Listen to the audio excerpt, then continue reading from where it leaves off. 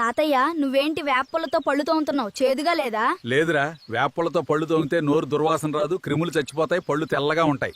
నానమ్మ ఏం చేస్తున్నావు? వచ్చేసారా కన్నయ్యలు, మీకోసం రాగి అంబలి చేస్తున్నా నాన్న. అంబలి అంటే ఏంటి నానమ్మ? అంబలి అంటే రాగి జావ నాన్న. మాకు ఇడ్లీ పూరి కావాలి నానమ్మ, ఇదొద్దు. అవును నాన్నమ్మ, మాకు ఇడ్లీ పూరి కావాలి, ఇది అసలొద్దు. రాగి జావ ఆరోగ్యానికి చాలా మంచిది నాన్న. ఇది ఎముకలను గట్టిపరుస్తుంది, రోగనిరోధక శక్తిని ఇస్తుంది. పైగా ఇది తింటే ఒట్లో ఉన్న కొవ్వుని కరిగిస్తుంది. ఇడ్లీ, పూరి, దోశ అక్కడ మీరు రోజు తినేవేగ నాన్న, ఇవాళ ఇది తాగండి సరేనా? అరే అమ్ములు, నాన్నమ్మ చెప్తోందిగా, ఇవాళ ఇది తాగుదాంలేరా? సరే నానమ్మ, మేము తాగుతాంలే. సరే నాన్నమ్మ రాగి అంబలి చాలా రుచిగుంది, మాకు నచ్చింది. మంచిది పిల్లలు. బయట తాతయ్య ఏం చేస్తున్నారు చూడండి, వెళ్లి తాతయ్యతో ఆడుకోండి. నేను మీకు మంచి రుచికరమైన వంటలన్నీ వండి పెడతాను. సరే నానమ్మ. సరే. తాతయ్య ఏం చేస్తున్నావు? పేపర్ చదువుతున్నావా? మీకు పేపర్ చదవడం వచ్చా తాత? ఏదో మీ అంత ఇంగ్లీష్ చదువుకోలేదు గానీ మా నాన్నగారు ప్రభుత్వ పాఠశాల 10వ తరగతి వరకు చదివించారా.